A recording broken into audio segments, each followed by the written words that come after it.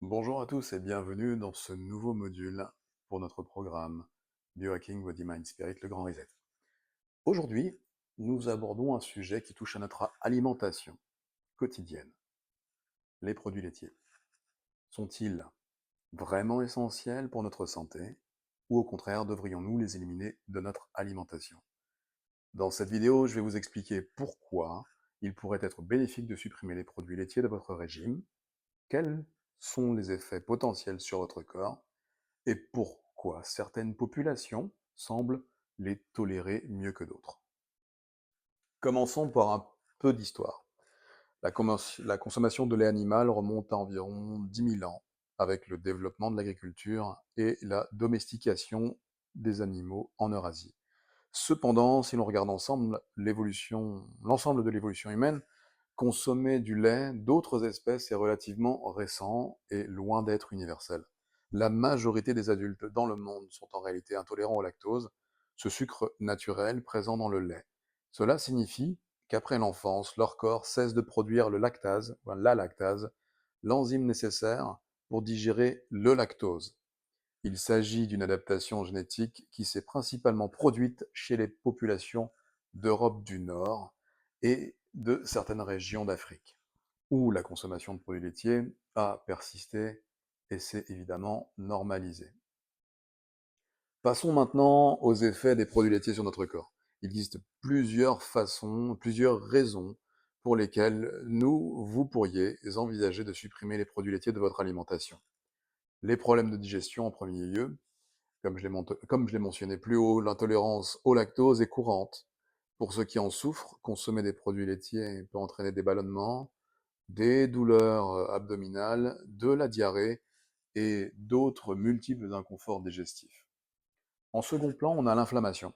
L'inflammation, les produits laitiers sont souvent associés à une augmentation de l'inflammation dans le corps. Cela est dû en partie aux protéines présentes dans le lait, comme la caséine et la whey, qui peuvent être difficiles à digérer et provoquent parfois des réactions inflammatoires chez certaines personnes.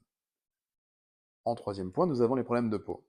Il a été observé que la population et que la consommation de lait, en particulier le lait de vache, peut être liée à des problèmes de peau, comme l'acné.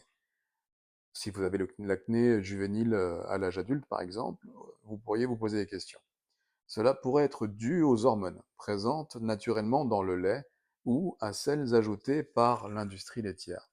Parce que c'est pas sans risque, hein. Et 4, nous avons évidemment les risques potentiels pour la santé à long terme. Certaines études ont suggéré que la consommation élevée de produits laitiers pourrait être liée à un risque accru de certains cancers, comme le cancer de la prostate, le cancer du sein. Et bien que les recherches soient encore en cours, c'est un point à considérer. Alors une question importante à se poser est la suivante. Avons-nous réellement vraiment besoin de produits laitiers pour rester en bonne santé? La réponse est non. Bien sûr que les produits laitiers soient une source de calcium. Il est tout à fait possible d'obtenir tout le calcium dont vous avez besoin à partir d'autres sources alimentaires.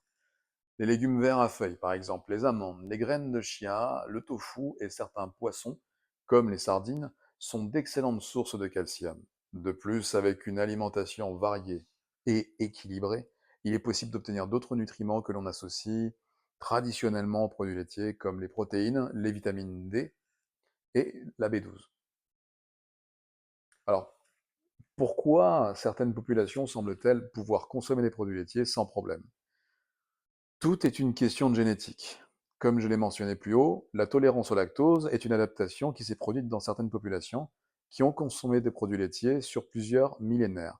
Par exemple, en Europe du Nord, jusqu'à 90% des adultes peuvent digérer le lactose sans problème.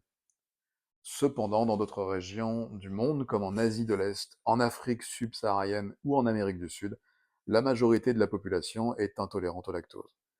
Cela montre la tolérance aux produits laitiers n'est pas la norme pour l'espèce humaine. Si vous décidez dès aujourd'hui d'éliminer les produits laitiers de votre alimentation, voici quelques conseils pratiques. Remplacez tout d'abord le lait de vache par des alternatives végétales. Les laits d'amande, de soja, de coco, d'avoine, éventuellement, ou de riz sont des substituts courants. Assurez-vous de bien choisir des options enrichies en calcium et surtout sans sucre ajouté. Très important. Vous découvrirez d'autres sources de calcium, comme je l'ai mentionné plus tôt. Il existe de nombreuses sources non laitières de calcium. Euh, Par exemple, vous pouvez incorporer davantage de légumes verts, de noix, de graines et de poissons à votre alimentation, et ça pourra vous aider à combler vos besoins. Ensuite, soyez attentif aux sources cachées de produits laitiers. Le lait, la crème et le fromage se cachent souvent dans des produits transformés ou préparés. Lisez attentivement les étiquettes pour éviter les produits laitiers. Ensuite, écoutez attentivement votre corps. Tout le monde réagit différemment aux changements alimentaires. Si vous remarquez des améliorations dans votre digestion, votre peau ou votre niveau d'énergie après avoir éliminé les produits laitiers, c'est un signe flagrant que votre corps vous en remercie. En conclusion, bien que les produits laitiers aient été intégrés à notre alimentation moderne depuis des milliers d'années, ils ne sont clairement pas nécessaires pour une bonne santé et peuvent même avoir des effets négatifs pour certaines personnes. En décidant de les supprimer de votre alimentation, vous pourriez améliorer votre digestion, réduire l'inflammation et peut-être même voir des améliorations sur d'autres aspects de votre santé. Rappelez-vous que le biohacking, c'est une démarche personnelle. Écoutez votre corps, expérimentez et trouvez ce qui fonctionne le mieux pour vous. C'est tout ce que vous avez à faire dans cette expérience et dans votre expérience de vie. Merci en tout cas pour votre attention et à très bientôt, je l'espère, pour un nouveau module dans notre programme de Grand Reset.